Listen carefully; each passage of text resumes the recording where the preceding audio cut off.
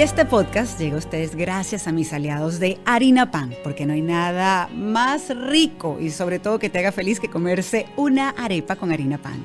También llega a ustedes gracias a Opción Yo. Es el momento de trabajar en ti para realmente lograr esa felicidad que tanto anhelas. Y por supuesto este estudio maravilloso de Gravity. Si les parece, comenzamos. Bienvenidos a Elijo Ser Feliz, a este podcast que es una montaña rusa de emociones como la vida misma. Y hoy tenemos un episodio muy especial. Les voy a decir sinceramente, de entrada les cuento que está un poco largo, pero es que la conversación está tan interesante. Es de una mujer, es una conversación con una mujer aguerrida, una mujer que dejó el dolor de un lado y comenzó a buscar un porqué y sobre todo a tratar de cambiar las cosas para que mejoren para quién, para nuestros hijos, porque lamentablemente el de ella ya no está físicamente con nosotros. Joaquín Oliver falleció un 14 de febrero de 2018 en un tiroteo masivo en Parkland, en el estado de la Florida, en Estados Unidos. Fue algo que nos asombró a todos. A mí me tocó cubrir esa noticia, me tocó reportar sobre ello y era inevitable que me afectara como madre o como ser humano, porque son cosas que no deberían pasar. Nuestros hijos tienen que estar protegidos en la escuela. Dios mío, el derecho a la vida. Y sin embargo esta mujer, la mamá de Joaquín, la mamá y el papá de Joaquín y la hermana de Joaquín, se han abocado a poner el nombre de Joaquín en alto y sobre todo darle una voz a Joaquín para que se haga algo, para que ese tipo de cosas no vuelvan a suceder en este país, en Estados Unidos. Es una conversación cercana donde sí hablamos del trabajo que han hecho a lo largo de estos años, pero también cómo están ahora, qué les da la fuerza para salir adelante, para seguir día a día, qué le hace feliz. Nos cuenta si realmente la felicidad es una elección o no luego de esta herida que yo considero debe ser casi mortal, como lo es perder a un hijo. Admiro a esta mujer profundamente, le tengo un cariño increíble y ha sido una conexión que tuvimos en un principio porque nos ha conectado al dolor, es verdad, pero sobre todo ahora y en los últimos años, estoy segura que será así el resto de mi vida, un agradecimiento total por el trabajo que hacen día a día. Así que no les cuento más, espero que disfruten y escuchen mucho lo que tiene que decir Patricia Paduy. Patricia ya está aquí con nosotros, bienvenida a este podcast. Me encanta que puedas conversar con nosotros el día de hoy y ya nos vas a contar de dónde, porque de verdad es que yo creo que esa es una pregunta que nos hacemos mucho, de dónde sacas la fuerza para seguir día a día, para mantener esa sonrisa, pero sobre todo la fuerza, porque el ímpetu con el que ustedes han logrado hacer muchas cosas en los últimos años ha sido impresionante. Inclusive esta demanda que recién hicieron contra Estados Unidos, y quiero que me cuentes y comencemos un poquitico por allí. Okay. ¿Por qué deciden hacer esta demanda? Apoyados además, están muy bien asesorados por supuesto a lo largo de los años, pero específicamente con esta demanda contra Estados Unidos. ¿Por qué se da? ¿Cómo se da? ¿Y qué esperan también? Bueno, te voy a contar. Definitivamente sí, han sido 5 años y 9 meses incansables. Uh-huh. Es un sentimiento que uno lleva, es una fuerza interna que nos lleva a los sitios que nos ha permitido estar y compartir con tanta gente. Y pues ahora lo más actual, que apenas acabamos de introducir la demanda contra Joaquín contra Estados Unidos, uh-huh, el pasado jueves 9 de noviembre. Y es por la simple razón de que nosotros siempre hablamos de los derechos y hablamos de la Constitución y hablamos de los derechos de nosotros como ciudadanos. Y aquí en Estados Unidos se respeta mucho el derecho al ciudadano, uh-huh, pero tiene sus limitaciones, como bien sabemos, por el tema de la violencia de armas. La violencia de armas es un tema ágido, uh-huh, aquí en este país. Totalmente. Entonces tiene muchas contradicciones. Y la misma gente no sabe ni siquiera muchas veces cómo defender esa posición. Uh-huh. Definitivamente, la Organización de Estados Americanos, como siempre hemos sabido, se ha encargado de prever estos abusos de los derechos humanos a todo nivel. A nivel individual como ciudadano, a nivel de países, lo hemos visto como en el caso de Venezuela, que la OEA estuvo muy involucrada, uh-huh, en algún momento, claro que sí, con el tema de Almagro nuestro. específicamente, sí. Sí, él estuvo muy involucrado con el tema nuestro. ¿Por qué? Porque se estaban abusando y se siguen abusando de los derechos humanos de todos, cada vez menos o cada vez se escucha menos, pero estamos.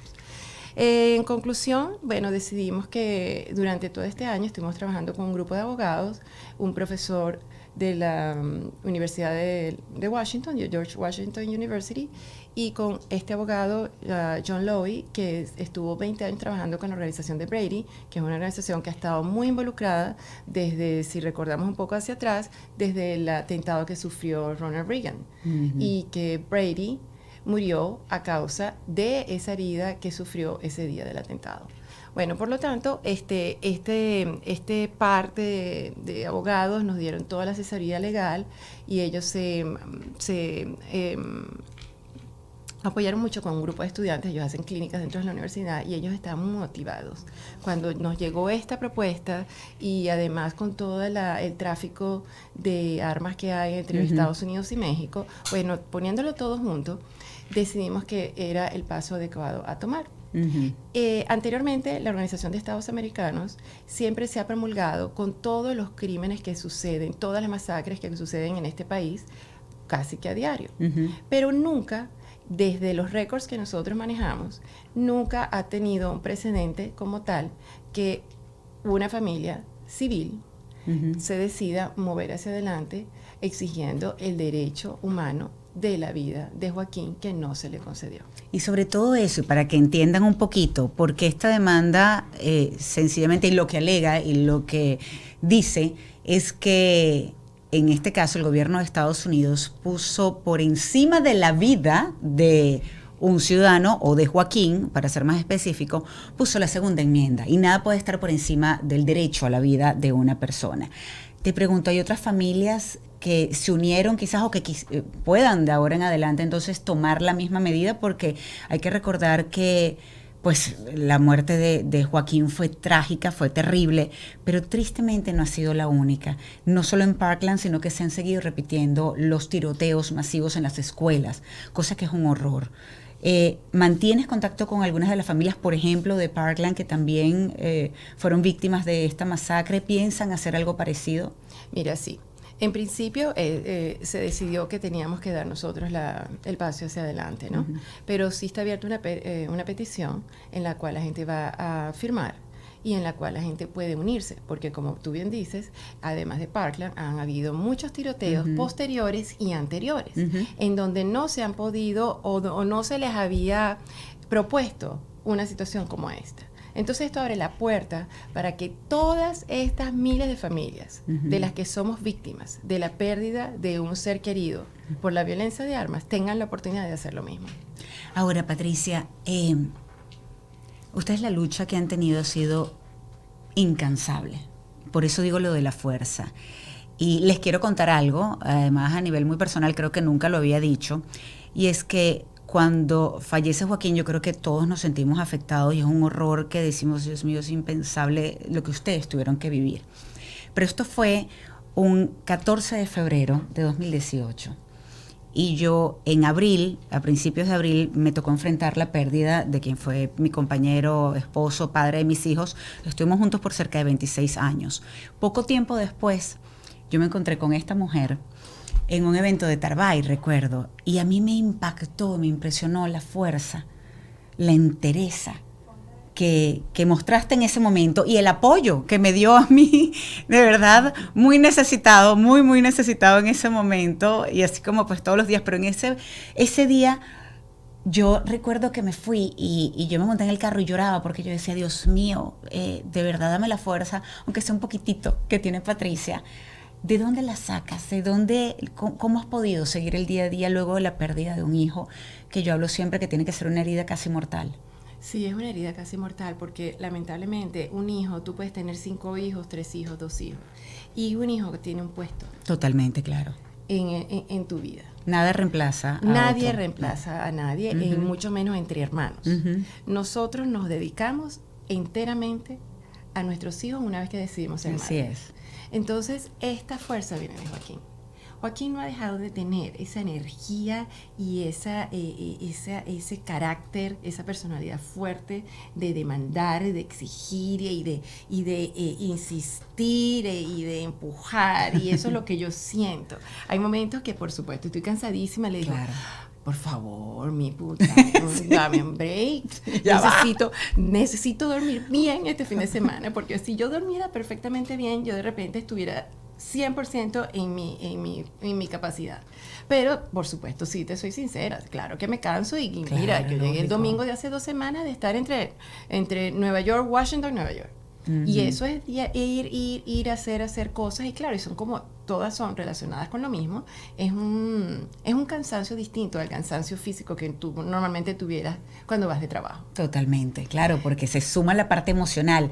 Pero sabes que eso me llama mucho la atención, porque yo lo pienso de la misma forma. Yo digo que uno tiene que honrar a esa persona que ya no está con nosotros físicamente, y la mejor forma de hacerlo es seguir. Yo me imaginaba, por ejemplo, como me decían, vamos, adelante, tú puedes, y creo que el quedarme acostada en una cama llorando, aunque es completamente válido, total, porque es lo que provoca y es terrible lo que estás sintiendo y estás rota, estás destrozada por dentro, la realidad es que hay que también honrar a esa persona tratando de seguir adelante y buscando esa fuerza en donde pareciera no estar, porque se vuelve escurridiza. ¿En qué momento deciden ustedes, tanto Manuel como tú, emprender ese crusade, este trabajo que han hecho increíble, incansable, para evitar que otros padres tengan que pasar por lo mismo que ustedes, que estén honrando a Joaquín día a día? No solamente entre Nueva York y Washington, como estabas diciendo, ustedes han recorrido el país, pero sobre todo Washington y Nueva York, porque quieren hacer la diferencia. ¿En qué momento dijeron, vamos a hacer esto? ¿En qué momento nació Change the Ref? Bueno, te cuento. Desde el primer momento en que todo sucedió, al día siguiente nos fueron a visitar un grupo de amigos de Joaquín. Y eso fue como al mediodía del día siguiente.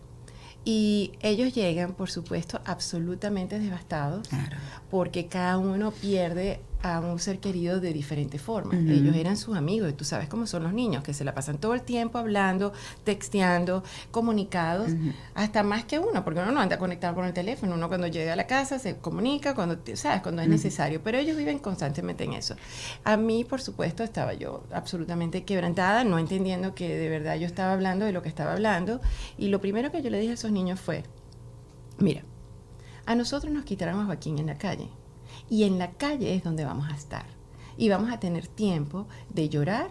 Lloraremos abrazados a la almohada, lloraremos durante la ducha, lloraremos en una esquina, lloraremos yo cuando esté manejando. Pero algo hay que hacer, y hay que hacerlo en la calle. Hay que hacer justicia, porque esto no se va a quedar así. Claro. Y así fue. Entonces, cada día se te van viniendo ideas y como se van hilando las situaciones. Y Joaquín dejó tantas cosas por escrito. Y Joaquín hizo tantos comentarios. Nosotros hablábamos tanto.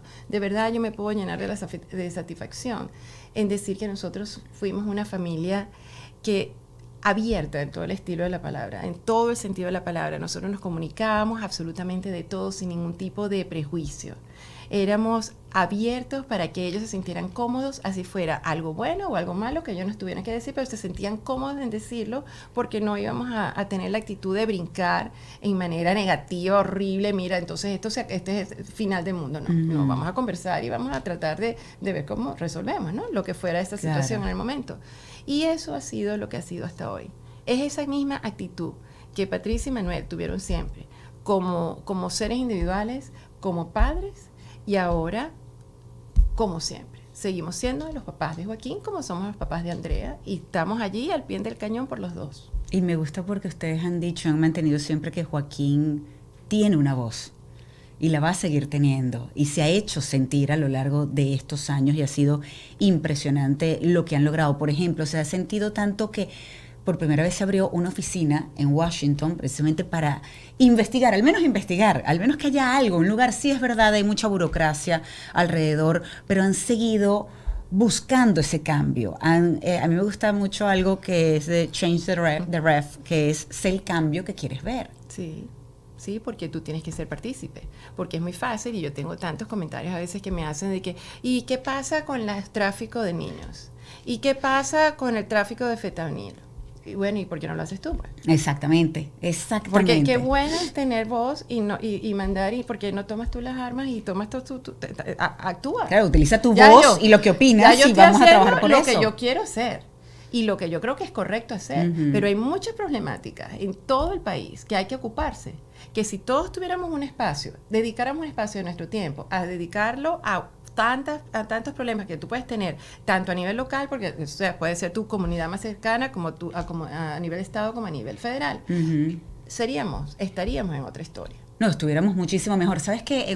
Nosotros también en casa, con Miranda, con Andrés, hablamos muchísimo. Y recuerdo hace un tiempo cuando estábamos hablando de esto, porque después de Parkland, sabemos, hubo muchas manifestaciones, muchos jóvenes que se fueron a la calle, que estaban utilizando su voz realmente para hacerse sentir y para buscar que hubiese un cambio, sobre todo que no es que están pidiendo nada extraordinario, están pidiendo el derecho a la vida y estar seguros, por ejemplo, en una escuela, Dios mío. Que para todos nosotros pensamos cuando mandamos a nuestros hijos a la escuela que van a estar seguros y resulta que no es así. Pero me llama la atención porque estos jóvenes, en aquel momento, recuerdo que lo hablábamos mis hijos, Andrés, Miranda y yo. Y Andrés llega un momento donde dice, mamá, no va a cambiar nada. Y le digo, no, sí, Andrés, sí va a cambiar. Lo que pasa es que hay que seguir utilizando la voz que tenemos. Le digo, tú sabes, cuando, por ejemplo, la esclavitud, muchos pensaban que no iba a cambiar nada. Cuando la mujer no podía votar, entre otras cosas, decían no va a cambiar nada. Y sin embargo, fue por grupos de personas que alzaron su voz y que trabajaron, que lograron ese cambio para que otros los pudieran disfrutar, quizás no ellos. Martin Luther King Jr. con I Have a Dream. En este caso, ¿cuál es el sueño de ustedes?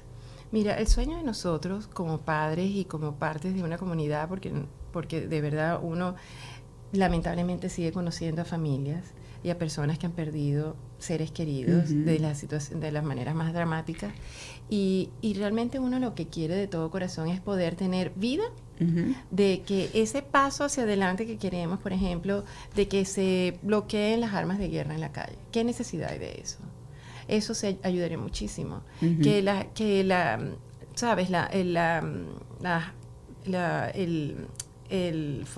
que me lo sé en inglés, lo lamento, pero... ¿Cuál es el nombre? El High Capacity Magazine. Claro, que es la que tú recargas más rápido. El magazine es lo que le da más velocidad al arma, claro, para que pueda disparar más. Exactamente. Más balas. Entonces, ese tipo de cosas que han ocurrido, como la que pasó ahorita en Maine, todo el final de esa historia de tener a 22 muertos es debido a que este tipo de accesorios en las armas, además de que está el arma de guerra a disposición de todos... Que no tiene sentido si estamos hablando de que en teoría necesitas esa arma para defenderte en tu casa. Exactamente, eso no tiene... Tú no sabes si una persona está a media milla de ti, te va a venir a atacar, porque esa es la excusa que usan con la capacidad que tiene esta arma en específico. Entonces, a mí me encantaría que estas cosas que parecieran elementales, pero son tan complicadas para que las bloqueen, para que las limiten, para que las regulen, se cumplan. Y esto es un proceso largo, porque como estamos en Estados Unidos, Estados Unidos implica en que cada estado tiene su propia ley, correcto. Sus propias regulaciones. Entonces, de repente, tú estás aquí en la Florida y te vas a Georgia. Y aquí en la Florida puede pasar el gran milagro de que empecemos a bloquear, hagamos el bloqueo de las armas de guerra. Claro. Pero en Georgia no. Pero las armas viajan. Entonces, lo que estamos logrando aquí no se destruye del otro lado, porque igualmente como hay el tráfico de armas entre México y Estados Unidos, pues ¿por qué? Porque está permitido, eso es absolutamente legal lo que pasa. Ahora, ¿qué le dices a las personas que piensan o que alegan que ustedes lo que buscan es, o muchos en este país, es que se eliminen las armas, la segunda enmienda, por ejemplo? Bueno, mira, eso es un cuento de nunca acabar. Aquí nadie está diciendo que se les va a quitar el arma a nadie, porque aquí mucha gente cree que necesita un arma para defenderse.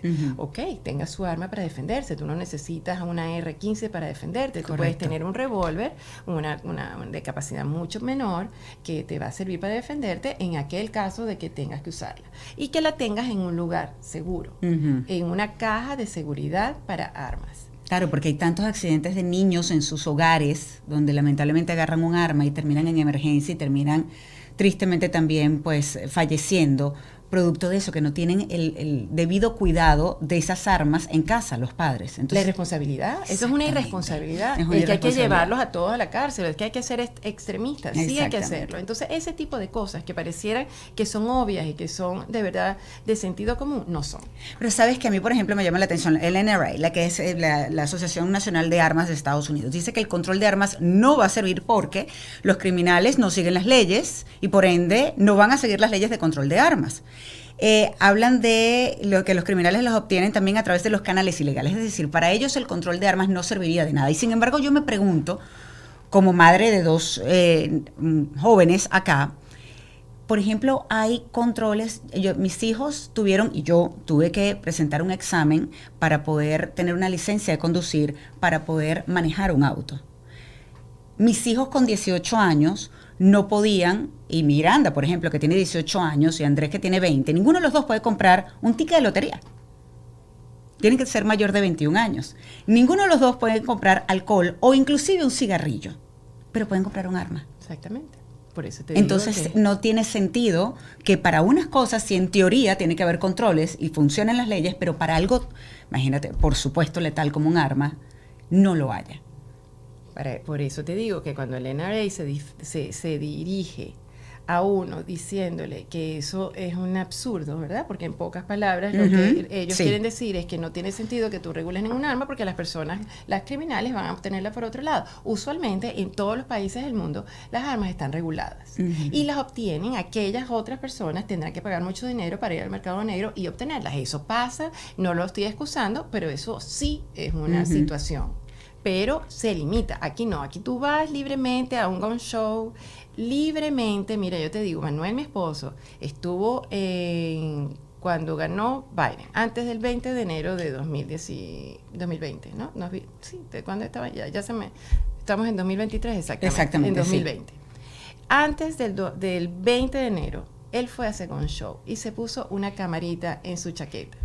Y hizo toda la transacción de lo que hace cualquier persona que va a un gun show. Él va, pide su arma y además luce como una persona absolutamente inocente que no tiene ni idea de lo que está haciendo y sin embargo continúa la venta. Él obtiene su arma y le pregunta, bueno, ¿y cuáles son las balas que deberían ir aquí? No, mira, pues, vete a este otro kiosco, ellos te la van a vender. Ah, sí, mira, que él no sabe para qué se la ponga. Y el otro le dice también, mira, tienes que tener cuidado, es el mejor momento que que estás tomando para comprar un arma, porque tú no sabes lo que viene después del 20 de enero. Dios Eso era mío, durante COVID que Joaquín, fíjate, que Manuel andaba con su máscara puesta. O sea, no le quitan la máscara. Él lo que tiene que enseñar es el ID, o sea, su licencia, para saber que es él, pero ¿cómo sabes que es él? Si él anda sin máscara en la claro, foto y él anda cubriendo ni siquiera te dicen quítate la máscara o el background check. El background check hasta en el trabajo te lo hacen, Dios mío. Muchos lugares de trabajo te hacen el background check. Para los que no lo saben, es pues sencillamente hacen una revisión de antecedentes y saber un poco de dónde vienes y cuáles son... Sí, lo que puede haber pasado antes de, eso lo hacen por ejemplo para un trabajo y no lo hacen, y la NRA, de la Asociación Nacional de Armas, dice que no, porque las personas mienten y sencillamente entonces eso no va a servir de nada. Exactamente, por eso es que te digo, si milagrosamente ocurriera algo aquí en la Florida, que lo que hemos ido es hacia atrás, ¿verdad? Que ahora cualquier persona en donde tú vayas puede estar armada y no tiene que presentar ningún tipo de pruebas, y ya eso se acabó porque hay tanta lista de espera de tanta gente que mejor era acabar con eso y mejor darle las armas sin tenerle que pedir ningún tipo de antecedente. Entonces, así estamos viviendo hoy. Mi esperanza es que de verdad esta nueva generación, la de tus hijos, porque están ellos entre los 20, y la que está saliendo detrás de ellos, están con otra conciencia. Sí. Ellos tienen otra visión de la vida, de la sociedad, de la importancia de los factores sociales que a todos nos afectan. Ellos se preocupan de comer más sano, ellos se preocupan del clima. Claro, el cambio climático, exactamente. Ellos están planeta, absolutamente abocados al ambiente, están preocupados porque de verdad existe la diversidad a nivel sexual como a nivel racial, porque y el respeto en general, claro. Que todos tengamos una equidad, que todos vivamos en una sociedad normal en donde todos nos queramos y donde todos nos respetemos. Bueno, yo confío en ellos mucho. Claro. Y porque hay muchos con los que yo trabajo, muchos con los que se acercan a mí con esa esperanza de que uno les ha dado como aquella luz de que sí podemos lograr algo. Y en ese, a ver, todo este tiempo que tienen ustedes precisamente trabajando para que haya un cambio bueno, un cambio real, un cambio que proteja a nuestros hijos en las escuelas principalmente, les ha tocado escuchar muchos argumentos descabellados, irracionales, irónicos, sarcásticos. ¿Cómo controlarse? Sé que hubo un episodio donde inclusive a Manuel se lo llevaron detenido. La segunda oportunidad. La segunda oportunidad, Manuel además, por si no lo saben, en algún momento hasta prácticamente se enfrentó a Biden, al presidente de Estados Unidos, y le dijo varias cosas también. Pero qué difícil tiene que ser a veces controlarse en esos escenarios públicos donde hay personas que dicen cosas pues que sencillamente no deberían, totalmente insensibles. No, es terrible. Y eso me pasó a mí y a Manuel se lo llevan preso porque yo fui la que interrumpí el hearing, pues.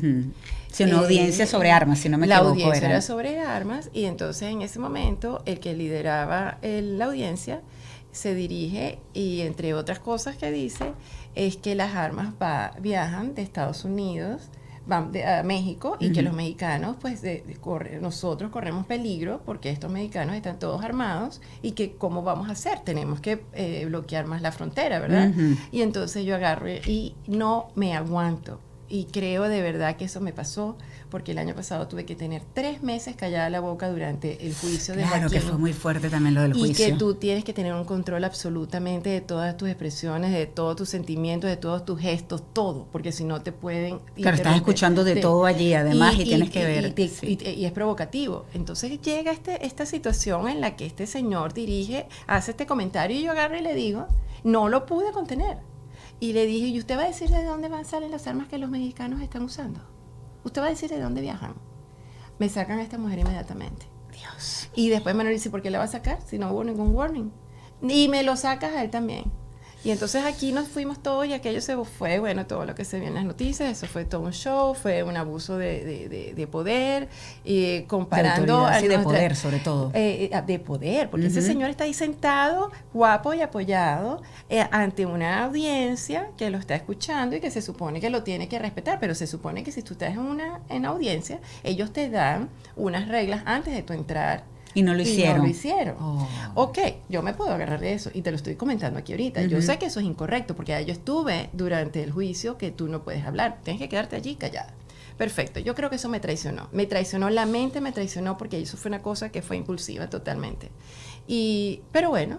Mira, y lo increíble es que después terminan comparándolos, este senador, con lo que sucedió el 6 de enero en el Capitolio, contra esta rebelión, cuando por amor a Dios, esta gente sabemos que lo que estaban era pues buscando en dado caso que el voto popular que había electo en ese momento a Biden, a Joe Biden, pues que no se diera ese el pronunciamiento de todos los estadounidenses, o por lo menos la mayoría que lo eligieron como presidente. Entonces yo decía, cuando yo vi ese comentario de este senador, yo decía, ¿cómo va a comparar la rebelión, lo que pasó en el Capitolio, ese vandalismo además y todo lo que vimos horrorizados, con lo que estaba pasando en ese momento cuando tú, sí es verdad, fue una reacción, pero Dios mío, asesinaron a tu hijo en una escuela, donde se suponía tenía que estar bien, donde tenía que estar protegido, donde además era un día para completar tan irónico como el Día del Amor y la Amistad.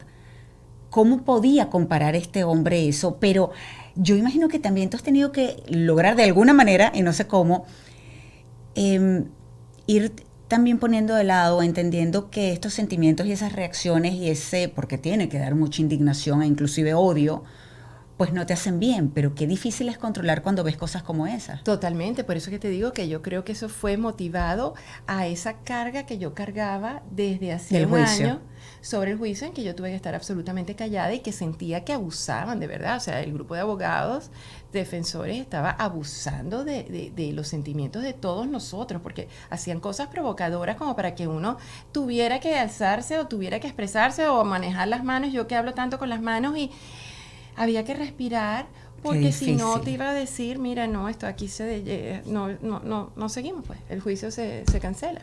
y había que volver a comenzar un proceso y nadie quería eso. No solamente escuchar lo que tenía que decir la defensa, no me puedo imaginar cómo fue para ustedes, cómo fue para ti, para tu hija también, porque creo que Manuel no fue. Ver al asesino de tu hijo y de los otros muchachos también, por supuesto, que fallecieron ese día, incluyendo los 3 empleados de Parkland, de la escuela. Verlo día a día, o verlo al menos cuando estaban allí, cuando le tocaba, tenía que ser muy fuerte, y esperar, quizás tener la esperanza del final, que el veredicto pudiera estar acorde a lo que ustedes esperaban, también tuvo que haber sido muy difícil. Y yo quiero hacer un pequeño break, una pequeña pausa en nuestra conversación, que además está muy interesante, para hablar de algo tan importante como es la salud mental. ¿Y por qué les digo esto? Porque lamentablemente es algo que nos afecta y que nos puede afectar dependiendo de lo que estemos viviendo, de lo que hayamos pasado, de los cambios de la vida. Y hay una herramienta maravillosa que se llama Opción Yo. Es una plataforma en línea que cuenta con cerca de 300 especialistas que te pueden ayudar a sobrellevar mejor cualquiera que sea ese problema que estás pasando, cualquiera que sea ese cambio, y sobre todo tener mayor tranquilidad mental y emocional. Ese bienestar no tiene precio. Opción Yo. Los pueden ayudar realmente, y tienen la información aquí en el código QR que están viendo en su pantalla, o en la descripción de este episodio. Ahí van a ver un link donde pueden hacer las preguntas que quieran. Elige ser feliz y trabaja para lograrlo con Opción Yo. Y también les quiero hablar de este estudio maravilloso donde grabo, en Gravity Studio. Es un one-stop studio que tiene absolutamente todo lo que necesito para hacer este podcast, pero tienen todo lo que no se imaginan y lo que se imaginan también, para que ustedes puedan hacer el contenido que necesitan, sea un videoclip, sea fotografía, sea un podcast, talleres, etcétera. Tienen las luces, tienen los equipos, tienen los monitores, tienen sala de maquillaje, de vestuario, etcétera, y sobre todo el apoyo de un equipo de personas que trabajan aquí también para que tu proyecto quede lo mejor posible. La información la tienen, por supuesto, en la página web, que es gravity.com, o también a través de sus redes sociales en Instagram, por ejemplo, es @gravity. Y les tengo que hablar de harina pan, porque ¿quién no es feliz comiendo una arepa? Dios mío, me encanta una arepa. Si les confieso, yo pudiera comer arepa todos los días de mi vida, porque me encanta, no solamente porque crecí comiendo arepas con harina pan, sino porque ahora están en muchísimos países del mundo, y de alguna manera han logrado que otros se contagien y se enamoren, sobre todo, de las arepas. Porque es que definitivamente una arepa, no importa cómo te guste a ti, te puede hacer muy feliz, y puede además acompañarte en momentos buenos, quizás otros no tan buenos, porque así ha estado Harina Pan con nosotros a lo largo de los años. Así que los invito a que pues sean felices y coman una arepa, que estoy segura que los va a hacer más feliz todavía, como a mí, y si es con harina pan, muchísimo mejor. Y antes de volver a mi conversación con Patricia, les quiero recordar que se suscriban a mi canal de YouTube. También, por ejemplo, si me están escuchando por podcast, pueden darle favorito. Y si dejan un comentario, mucho mejor, porque eso nos va a ayudar a nosotros a cada vez ser mejor por ustedes, que son nuestro público, que nos acompañan en este podcast, en esta montaña rusa de emociones, en este aprendizaje a diario, que es Elijo Ser Feliz. Fue horriblemente difícil. Yo, esos 3 meses, yo soy una persona que de verdad trato, y es una de las cosas que yo he tenido que aprender en este proceso. Yo me considero una persona positiva. O sea, yo siempre le busco el lado bueno, el por qué pasan las cosas. Bueno, mira, pero ya tú te diste cuenta del otro, de cómo qué pensaba la otra persona, en qué circunstancias estaba, que de repente fue esa actitud que tuvo. O si estás viendo una situación enfrente de ti, vamos a ver un poquito más, no nos basemos en lo que está enfrente, porque hay cosas más profundas que uno nada más se queda con lo elemental, y más bien vamos a buscar un poquito más de razón. Yo tiendo a ser de esa forma. En esta situación, ¿de qué forma tú puedes justificar el hecho de que ese individuo nos quitó a Joaquín? Eso no tiene justificación alguna. Sin embargo, tú tienes que aprender y estar allí sentada durante los 3 meses. Yo pude haber no ido, pero... ¿Qué te decía Manuel? Manuel me decía, bueno, nada, tú quieres ir, porque Andrea dijo, no, yo sí voy. Andrea dijo que ella siempre se ocupó de la parte legal desde el momento en que todo pasó. O sea, aquí nosotros nos ocupamos de salir a la calle, y ella dijo, no, yo me voy a encargar de recibir todo lo que sea la parte legal, todo el proceso, lo que haya que enviar, todas las conversaciones, yo me encargo. Y ella siempre dijo, yo voy a ir al juicio. Siempre estábamos debatiendo cuando teníamos reuniones con todos los padres de si íbamos a ir o no a presentarnos. Y yo siempre decía que no. Yo decía que no. Yo le digo, mira, hoy yo te puedo decir que yo no quiero ir. Yo no quiero ir porque yo no quiero verle la cara. O sea, ¿te arrepientes de haber ido? No, porque siento que defendí a Joaquín. O sea, fui su mamá. O sea, yo estaba ahí como su mamá. Y como su mamá, si él pasó por todo lo que pasó en esos momentos tan terribles, ¿cómo yo no iba a estar allí? Entonces, por supuesto, todo esto está claro en mí, pero tú te vas llenando y te vas cargando de toda una información que tú jamás manejaste. Inclusive, nunca nosotros, ni Manuel ni yo, quisimos saber los detalles de cómo fue exactamente esos 4 balazos que Joaquín recibió. Ese detalle yo me enteré ese día en el juicio. Y me tuvieron que dar una advertencia a uno de los abogados y decirme, mira, Patricia, esto te lo van a decir. Pero creo que es conveniente que te lo vaya adelantando. ¿Ustedes no quisieron saber antes nunca? Nunca, porque ya era bastante fuerte el hecho de saber que no estaba, de saber que había tenido los 4 balazos e ir en detalle en cómo fue cada uno de ellos. Fue terrible. Terrible, y nunca nos imaginamos que era así. Y nunca nos imaginamos, porque Joaquín nunca se vio tan herido como lo describieron cuando nosotros lo vimos. Entonces, para mí fue más impactante. Pero bueno, mira, uno es mamá. Y uno tiene la fuerza, la energía, y había que estar allí, y estuve allí hasta el final, y yo me llené de mucho odio y me llené de mucho rencor, y me provocaba, tenía unos sentimientos horrorosos que jamás en mi vida me habían pasado por mi mente. Peor aún que cuando murió Joaquín, porque uno al principio está en shock, está en negación, luego te viene esa ira, esa rabia, y te puedes llenar de ese tipo de sentimientos. ¿Fue peor cuando estuviste en el juicio? Sí, fue peor. Porque tú te estás llena de dolor y de rabia. Pero ahora tú le estás agregando ese dolor y esa rabia. El por qué tú tienes ese dolor y esa rabia. Tú lo tenías a nivel básico. Y en detalle, además, todo. Y entonces después vas llenando eso de información. Y eso es horroroso. Eso es terrible. Porque además ves a la actitud de los abogados. Se ríen en tu cara. Y después una de las abogados diciendo, ya ellos perdieron lo que tenían que perder. Como para qué vas a castigar a este más de lo que hay que castigarlo, defendiendo de que no fuera la pena de muerte.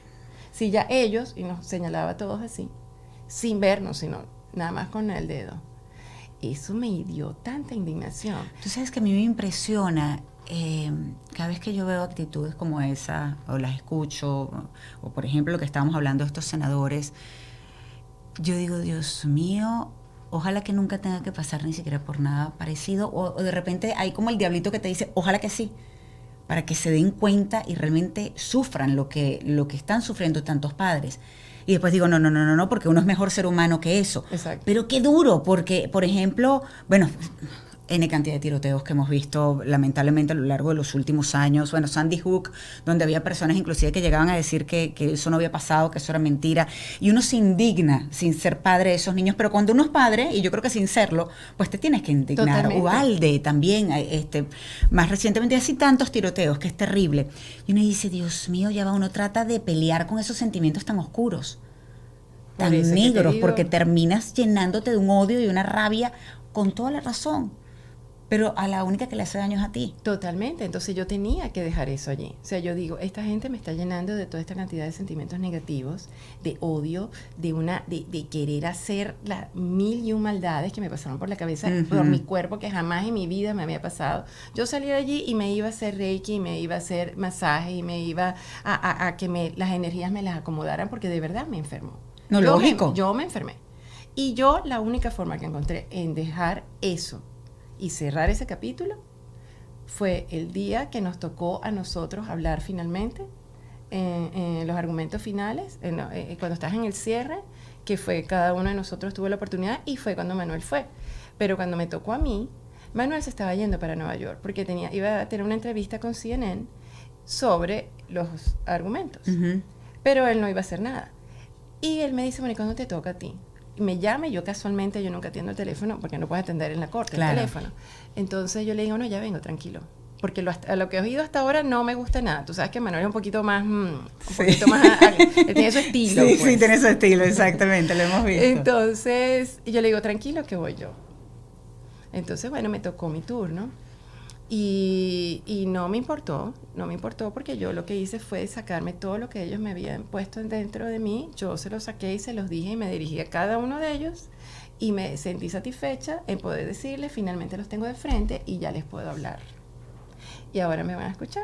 Y bueno, yo le daba hasta golpe al podio que ni me daba cuenta que yo hacía ruido con el mismo ruido, con el micrófono, mira, eso fue, el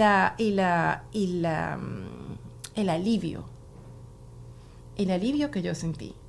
Y Manuel me llama por teléfono, pero es que te botaste. Porque imagínate, eso era mucho, eso Manuel lo pudo haber hecho, ¿verdad? Estamos acostumbrados a ver a Manuel así, pero jamás en mi vida, ni yo misma, yo nunca me había visto de esa forma. Nunca. Esa Patricia la vimos ese día todos. Y esa Patricia me imagino que se va a quedar en ese momento. La adrenalina que has tenido que sentir ha tenido que ser increíble. Y a mí me sorprendía, yo decía, Dios mío, qué entereza. Porque uno pensaría también, y es lógico, después de haber escuchado y haber tenido que vivir esos días allí durante tanto tiempo en la corte, ¿cómo no se te cortó la voz? ¿Cómo no lloraste? ¿Cómo no te quebraste? Yo tenía tanta rabia. Yo tenía que sacármelo y tenía que verlos a todos a la cara porque tú no y los que puedes te ver escucharan. Claro. Y qué me importa como lo decía y el inglés como me salía, porque además entre más brava, peor me sale y aquello era. Ay, y entonces sí. se burlaban en los textos de Milgo. Mira, mi amor, usted haga con su burla lo que quiera, pero yo soy otra persona desde que yo hablé. Claro. Y me fui, entonces me llama Manuel y me dice, vente, que te están mandando para que vayas que te vas a tener que ir a Fort Lauderdale de la hora porque te vas a tener que venir, porque te van a querer entrevistar después de que hiciste los closing arguments. Y yo, bueno, okay. ¿Y fue lo que pasó? Todo el mundo quería entrevistar a Patricia. Al día siguiente, en la mañana amanecí allí y en la tarde nos fuimos directo al tribunal. Porque yo le dije a Manuel, mira, si tú quieres me esperas en la casa, o si quieres me esperas abajo, pero yo necesito estar con todo lo que hemos estado durante todo este tiempo acompañándonos, porque hoy es el último día y necesito estar allí. Y él fue cuando me dijo, bueno, no, yo voy contigo. Y cuando me dijo, yo voy contigo, la abogada me dijo, entonces Manuel va a hablar. Y yo le dijo, sí, quiere hablar y que si lo podemos dejar de último, mejor. Bueno, ok, entonces lo vamos a dejar de último. Y así fue. Y además fue inclusive, o sea, si no lo hubieran planeado de esa forma, así fue que salió, porque llegamos justamente a tiempo para que eso pasara. Pudimos oír a Andrea, pudimos oír a Tori, si no la pude oír allí desde el juicio, desde el salón, desde la corte, pero sí la escuché cuando veníamos volando. Y pues bueno, mira, nos sacamos todo lo que teníamos adentro. Y Tori me decía, de repente voy a decir cosas que van a ofender a otros. Le dije, a ti no te importa lo que tú vayas a decir y lo que la gente vaya a pensar. Tú vas a decir lo que salga de tu corazón. Así es. Y tú vas a sentirte mejor, porque ya bastante mal nosotros todos nos sentimos para uno estar pensando de cómo se va a sentir los demás. Dios mío, y no solamente durante ese tiempo del juicio, lo que han tenido que pasar ustedes a lo largo de los años. Ya, o sea, era un momento como para que realmente pudieran decir de nada y que fueran escuchados. De verdad que yo creo que eso era lo más importante, bueno, además de la justicia, que sabemos que pues era lo que todos aspiraban y querían. ¿Cómo han hecho a lo largo de estos años para mantenerse tan unidos? Manuel y yo. Bueno, yo creo que no hay otra forma de hacerlo. Es que hay muchas parejas que se separan después de la pérdida de un hijo. Sí, eso las he conocido también. He vivido esas experiencias también con mamás que se acercan, me cuentan y me dicen, y yo le digo, mira, es un proceso porque a mí me costó mucho al principio. Yo soy una persona que no soy tan extrovertida como lo que es Manuel, ¿no? Yo soy sociable, pero a mí me da miedo las cámaras. Y yo le tengo, o sea, a mí no me gusta llamar la atención. Entonces eso a mí por supuesto, me sustrae. Cada vez que yo tenía que dar una entrevista, yo tenía que tomarme tranquilizantes porque de verdad para mí era traumático. Tener que verme rodeada de cámaras que nunca había estado y nunca me llamó la atención. Y segundo, tener que hablar de un tema de la cual yo le huía, porque tú de verdad le huyas a esa realidad. O sea, tú quieres que todo lo que tú estás diciendo no sea cierto. Entonces eso es un proceso que pasa, muchos años pasan para que tú de verdad aceptes, y yo creo que mi aceptación llegó cuando llegó el juicio, porque cuando llegó el juicio y llegaron llegó el médico, el forense, a describir lo que le pasó a Joaquín, yo primero, ya yo sabía cómo se veía la pantalla, porque claro, después de tantos días de estar allí, sabía dónde estaba y cómo la podía ver, y yo me sentía en un lugar que exactamente la tenía cuadrada. Cuando dijeron su nombre, yo tuve que alzarme para ver que era Joaquín. Ok, entonces esto es, de aquí ya yo no me puedo escapar. Ahora sí me toca. Uh-huh. Entonces ese fue el día que yo por primera vez acepté escuchar, porque ya me sentía como acorralada, ya no le podía huir más a la realidad, claro, a que eso era lo que era, y se acabó. Entonces, bueno, mira, eso llevado a mi vida con Monchi, porque yo le digo Monchi, uh-huh, durante todos estos años ha sido un proceso, primero porque por mi timidez, él es muy vocal, uh-huh, entonces por supuesto tenemos dos maneras de manejarnos. Y yo en algún momento me sentí de que parecía que Joaquín era huérfano de madre, porque era todo Manuel. Y yo llegaba a eventos y me decían, ¿quién eras tú, la novia de Manuel? Ay, Dios mío. Y yo le decía, no, yo soy la mamá de Joaquín y la esposa de Manuel. Pero ¿sabes qué? Eso es ignorancia también, porque yo desde un primer momento supe que tú eras la mamá de Joaquín. Bueno, pero lamentablemente, y eso no a ver, todo, esa ignorancia no deja, pues por supuesto, igual, de todas maneras te puede afectar. Pero lógicamente, porque claro, tú eres la mamá de Joaquín, claro. Y yo nunca me cambié el apellido. O sea, yo nunca me cambié el apellido porque, bueno, nosotros no sabemos cambiarnos el apellido si no quiere. Yo tampoco, exacto. Entonces yo tuve que agregarme el Oliver para que me ataran a Joaquín. Pero, y esto, a ver, te pregunto y vuelvo otra vez a lo de Manuel, porque habrán personas que nos están viendo y escuchando en este momento que habrán pasado por algo parecido, situaciones distintas probablemente, pero por ejemplo cuando pierden pues algo, por supuesto, a alguien tan cercano, tan preciado y, Dios mío, que es tu vida entera como un hijo. Y se terminan separando de su pareja porque no se hallan ya como pareja, sino que sencillamente eran los padres de él. Cuando ya no está esa persona, pues no encuentran nada en común. En el caso de ustedes, se aferraron a la idea de ser sí los padres de Joaquín, pero también a ustedes como pareja, como apoyo para darse fuerza también, y sobre todo en la lucha que estaban teniendo y que siguen. Absolutamente, eso es uno de los factores principales que nosotros nos mantenemos en donde nos mantenemos hoy. Pero yo también considero que cuando hay ese caso de parejas que se separan es porque no quieren asumir la realidad. Mm-hmm. Entonces no saben cómo manejar. También, totalmente, ¿no? Claro. Es muy complicado. Entonces hay parejas que no saben cómo manejar esa realidad. Es dura y de repente a la gente tú la puedes criticar o no, pero de repente si le provoca irse a bailar en vez de estar llorando en su casa, pero eso es su manera ¿sabes?, de drenar. Y esta otra persona no sabe cómo encarar la situación. Uh-huh. Mira, esto es lo que tenemos y esto tenemos que aprender a vivirlo. Uh-huh. Entonces, ahí es donde yo veo que viene la separación. Yo creo que hay que entender desde un principio también, Patricia, que no hay forma correcta de vivir el duelo, el luto, ni hay tiempo para ello. Entonces, si uno entiende desde un principio que sencillamente así como somos personas distintas, aunque hayamos perdido ese mismo ser querido, pues podemos reaccionar completamente distinto. Hay que ser empático, hay que ser paciente, hay que tratar de entender lo inentendible, lo inexplicable, porque ese es el problema principal.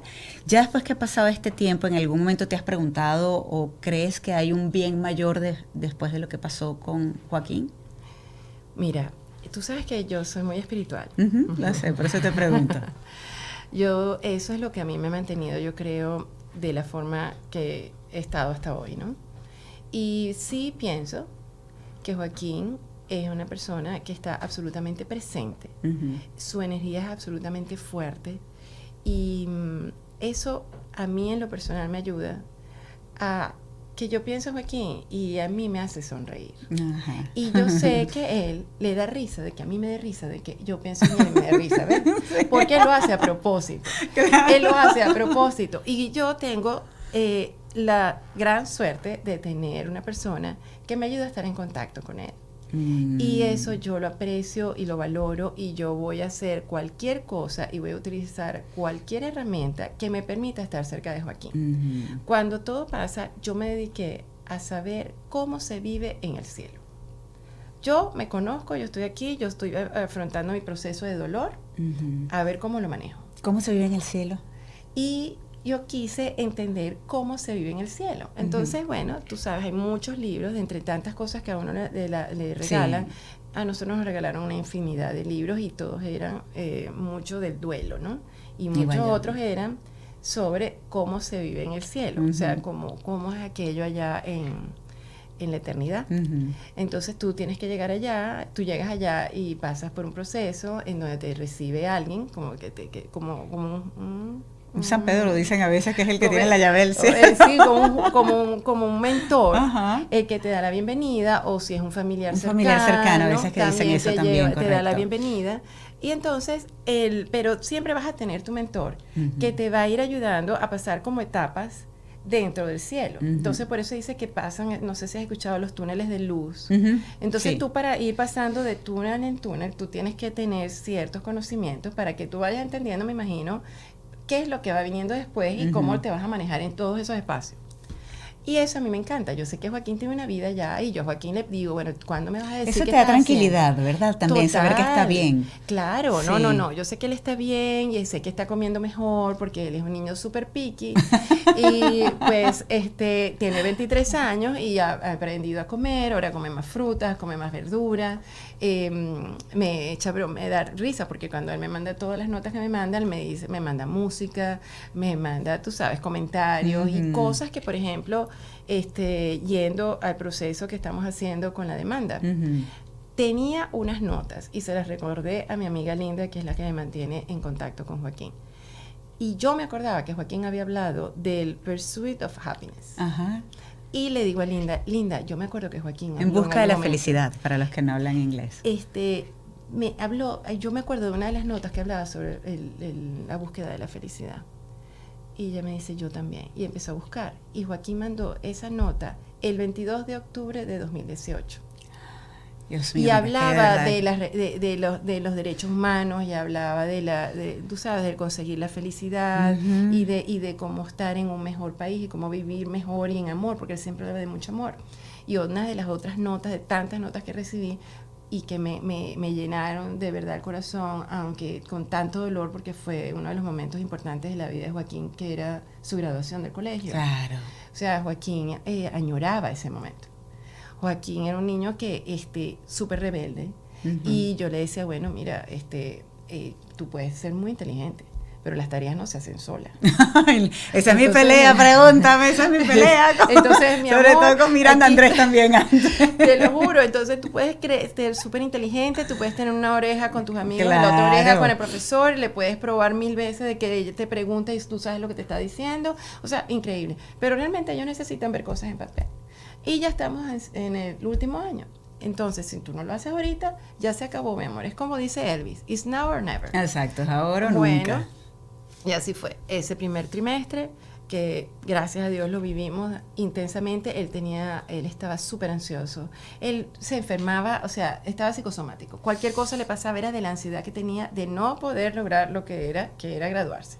Ok, llega diciembre, llegan las notas y saca pura A y una B+. Mami, es que ahora saqué una B+, una B+. Ahora ese es el problema. Ahora vamos a tener eso como problema. No nos vamos a los extremos, mi amor. Ay, un personaje, Joaquín. Total, te has dado cuenta que tú puedes hacerlo, te has dado cuenta que no has dejado de salir a jugar básquetbol, no has dejado de salir con tus amigos, no has dejado de ver a tu novia, no has dejado de ver los juegos en la tele, pero sí le diste el tiempo que tenías que darle a lo que se necesitaba. Entonces, qué increíble. Entonces, por lo menos eso, Joaquín se fue con esa satisfacción. Pero cuando llega la hora de la graduación, para mí fue sumamente doloroso, porque yo sé que y sus amigos y todos sufrían, porque como vieron que Joaquín le puso tantas ganas, y todos los profesores cuando fueron, tú sabes, al funeral, lamentablemente, hablando de esos detalles que son tan desagradables, todos me decían que la admiración que tenían por Joaquín y que Joaquín más bien ellos habían aprendido de él más de lo que él ha podido haber aprendido. Es que uno puede aprender de los hijos, o en este caso de los estudiantes, pero definitivamente mismo, sí podemos aprender de ellos. Y eso a mí me ha pasado con los dos. Entonces, para el día de la graduación me mandó un mensaje espectacular, que entre otras cosas decía que lo que más se llevó con lo que él más mantiene en su corazón es el amor que siempre recibió de todos nosotros. Qué bonito. Y que si hay algo que él nunca va a poder decir y negar, es que fue un niño muy solitario, porque él siempre tuvo a su mami y a su papi que siempre estuvieron pendientes de él y de que querían le dieron que él mucho amor. Siempre queríamos que él estuviera bien. Porque Claro. ni aún en los momentos de más malcriadez y de más irreverencia. Que todos los tienen. Que todos los tienen. Yo le decía, mira, mi amor, tú puedes venir conmigo y me puedes decir lo que tú quieras. Pero a la hora cero, yo soy tu mamá. Aquí, mañana y pasado mañana. Y a la hora del té, la que va a estar aquí para ti soy yo. Y tú sabes muy bien que eso es así. Y así que puedes seguir peleando solo. Y siempre vas a ser su mamá. Siempre yo soy su vas mamá a ser aquí, su mamá, y yo exactamente. Subo, y voy a ser su mamá. Y cuando estamos de viaje, y pues a él le encantaba viajar, le encantaba conocer, súper curioso con todo. Y le digo, bueno, lo bueno es que cuando yo llegue allá al cielo, todo nos sale gratis, porque vamos a poder ir a cualquier lado y nada nos va a costar absolutamente nada, y así lo haremos. ¿Sabes qué dicen? Hay personas que creen, hay otros que quizás no, pero dicen que uno sí recibe mensajes de esa persona que ya no está, para de alguna manera que sepamos que ellos están bien. Yo hablo que uno no olvida, siempre va a estar ahí con nosotros, lo único que uno trata de crecer alrededor de ese dolor y de seguir adelante, claro, por honrarlos también a ellos. Pero sabes que hay personas, y a lo mejor a ti te habrá sucedido, a mí me lo han dicho también, que cuando hablas de tanto de esa persona que ya no está físicamente, de este ser querido, te dicen, pero déjalo ir, ya está bueno. Sí, ¿Te ha pasado? Sí, me ha pasado, me lo dicen, y yo le digo, pero yo no estoy haciendo nada para que no. De hecho, yo siempre pregunto. Le digo, mira, yo no quiero hacer nada que interrumpa su ritmo y su evolución, claro, dentro del tranquilo, cielo. Exacto. Que yo no estoy llamando a que él esté inquieto, ni quiero que esté aquí al ladito mío. Él es el que quiere estar al ladito mío, y yo, por supuesto, le doy la bienvenida. Yo quiero que siempre esté conmigo. Y él siempre está conmigo, y porque yo lo siento. No porque yo lo estoy amarrando aquí, tú sabes, imaginariamente en mi muñeca, no. ¿Te ha dado señales, más allá de eso, que lo sientes, que está contigo? Sí, me ha dado señales, y me encanta cuando hace eso. Me encanta, porque, por ejemplo, una vez me mandó a decir, bueno, cuando tú veas moneditas ahí en la calle o te las encuentras, ese soy yo que te las estoy dejando. Entonces, una vez que entré y me estaba midiendo un pantalón y volteo al piso, sabes que me estoy quitando lo que cargaba, y veo un montón de monedas, o sea, pero como que a alguien se le hubiera vaciado una cartera y full de monedas. Y yo le digo, de verdad que tú eres descarado. Tú eres increíble, o sea, que como sabes que soy tan distraída, no, te vas a dar cuenta. O sí o sí, no una moneda. Sí, te lo juro, con una de mis niñitas que nos ayuda con las redes sociales. Y eso fue en Chicago, en el cumpleaños de Joaquín, que lo celebramos este año en Chicago cuando andamos en el tour del autobús. Y le digo, Ashley, mira lo que me pasó. Y como ya saben todos, todos estamos conectados en la misma sintonía, porque estamos todos al tanto de que yo tengo esa conexión. Y le saco las monedas. Mírame esto. Mira las monedas que me acabo de encontrar, que Joaquín me dijo que me las iba a encontrar. Entonces, y así, a veces estoy viendo televisión en la noche y siento así como una, ¿sabes? Como una sombrita. Yo digo, vente a ver televisión con nosotros. O de repente una mañana me acuerdo levantándome, sentía como que se te estuvieran agarrando las manos. Te están agarrando las dos manos duro. Y yo abro los ojos y Monchi está del otro lado. Y yo le digo, esto es lo máximo. Pero ¿sabes qué? Hay que abrirse a sentir esas cosas. Total. Porque hay veces que el dolor no te deja, no te lo permite, y estás tan encerrada en ti que no ves, por ejemplo, esas señales que te pueden dar. Y eso me ha pasado, o sea, eso no es que me pasó inmediatamente, eso ha ido pasando, evolucionando. Y esto de las manos me pasó este año. Y me encantó. Y después fue otra mañana que de repente sientes que te están viendo, que tú abres los ojos porque sientes que te están viendo. Y no, exacto. Ay, me encantan los buenos días. Y me voy con eso. Claro, y me voy con eso todo el día, me voy imagínate. feliz. Y entonces yo celebro eso. Claro. Porque yo no voy a negar. O sea, ya la situación es bastante dramática. Totalmente. Y no voy a negar esos momentos que él me regala, y los celebro y los llevo y los cuento, y me brillan los ojos y me hace feliz. Claro. Y puedo decir esa palabra. Qué bonito. ¿Ves? Sobre todo porque uno siente que le arrebatan la felicidad cuando pasa una tragedia como esta, que es terrible. Ahora, ¿qué le dirías a alguien que acaba de perder un ser querido? Mira, que uno tiene que aferrarse a Dios. Uno tiene que aferrarse a Dios. Y el que no puede, yo tuve un conflicto con la fe fuerte y luego me reconcilié con Dios y gracias a Dios, pero... Por eso te veo a los ojos, porque yo sé que en ese momento que nosotros nos vimos, tú tenías ese conflicto y ese conflicto lo tiene Andrea, mi hija, y ese conflicto en algún momento lo ha tenido Manuel. Creo que en el caso de Manuel ha ido evolucionando, que eso da mucha paz. Y le recomiendo a mucha gente que, mira, hay alguien superior a nosotros que no le tenemos nombre, que de repente yo lo llamo Dios, y otras personas lo reconocerán bajo otro nombre. Pero siempre uno siente que hay algo que es más, que está superior a uno, que tiene más poder, que tiene más conocimiento, siempre. Pienso yo hablo como que... No, yo también opino lo mismo, sí. Pero ese sentimiento que te genera ese ser superior, aférrate a él. Claro, eso te ayuda a aceptar quizás un poco. Totalmente, porque yo pienso que hay dos justicias, la justicia terrenal y la justicia celestial. Entonces la justicia terrenal es la cual uno tiene que estar bravo porque a uno le falló todo. Claro, exactamente. A eso sí les critico, a eso sí los juzgo, a eso sí los señalo, a eso sí los culpo porque yo me siento defraudada con la ley terrenal. Porque no hicieron justicia con Joaquín, ni con 17 personas, ni con todo el horror que se vivió. Eso no pasó. Entonces yo a ellos no dedico mi tiempo porque, como te digo, esa parte ni ya tu energía, ya eso, yo necesito y me gusta dedicar mi energía en ayudar a los demás, en hacer cosas que posiblemente ayudemos a muchos más. ¿Eso te hace feliz? Me satisface. Me satisface poder tener a alguien que me diga gracias por lo que estás haciendo y que se sienta con esa esperanza de que de verdad, y no quiero ser yo la protagonista porque, como que te digo, yo no quiero estar en la primera en la fila, yo quiero que todos estemos en fila, todos juntos de este lado del escenario y todos estemos festejando que lo logramos en equipo, porque estos son problemas que se logran es trabajando en conjunto. Patricia, a pesar de todo lo que has vivido, lo duro, ¿es posible elegir ser feliz? Sí, te cuesta, es un proceso y es un proceso en que uno decide hacia qué lado vas.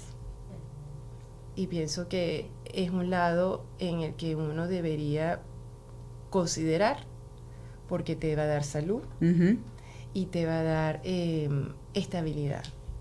Y que los momentos bonitos y que las oportunidades de repente de ver una película o de salir a comer o de caminar en algún lugar que no habías caminado antes y de darte la oportunidad o de que viste una silla y te la quisiste comprar y que no te haga sentir mal. Exacto. Porque ya bastante mal se siente uno. Y uno no se puede culpar porque uno quiere hacer eso. Porque uno quiere hacer eso. Claro. Pero no deja, una cosa no solapa la otra. Claro. Una cosa complementa la otra. Tú estás llevando este dolor, tú vas a hacer, lo estás haciendo, o sea, nosotros estamos trabajando, nuestra manera de manejar el dolor ha sido en hacer cosas para los demás. Claro. Que sabemos que Joaquín las estuviera haciendo, o sea, nos consta. Y ¿sabes qué? Yo creo que también en parte hay que recordarse constantemente, sobre todo cuando estás pasando en ese proceso tan duro, que esa persona a quien tanto amas y extrañas, desde donde está te quiere bien. Y te quiere feliz. Totalmente. Entonces eso es algo que hay que recordarse constantemente. Y de verdad, Patricia, yo quiero aprovechar para agradecerte, infinitamente el trabajo que están haciendo, porque siento que lo están haciendo por mis hijos, por los hijos de todos los que vivimos en este país y los hijos de mis hijos definitivamente, que son los que espero puedan ver y honrar siempre a Joaquín, porque sigue teniendo una voz y la seguirá teniendo siempre. Así que muchísimas gracias por el trabajo que han hecho. Lamento que ya no esté con nosotros físicamente, pero sigue más presente que nunca, sobre todo por ustedes, porque hacen que Joaquín esté presente y se sienta. ¿Sabes qué me encanta? Que hoy por hoy todavía la gente nos reconoce. Ustedes son los papás de Joaquín. Totalmente, claro. Nosotros somos los papás de Joaquín. Y después, ¿cómo te llamas tú? Ok, perfecto. Pero eso me encanta porque uno pierde el nombre una vez que tú metes a los niños al colegio, ya tú eres la mamá de ella. Uno se presenta así, yo soy la mamá de. Exacto. Entonces eso a mí, a los dos, Manuel y yo lo disfrutábamos tanto. Cuando Claro. decía, ustedes son los papás de Joaquín, gracias por todo lo que están haciendo. Mira, y eso yo creo que le da una satisfacción tan grande a Joaquín. Decir, Totalmente. esa es mi mami, esa es mi Sí. papi.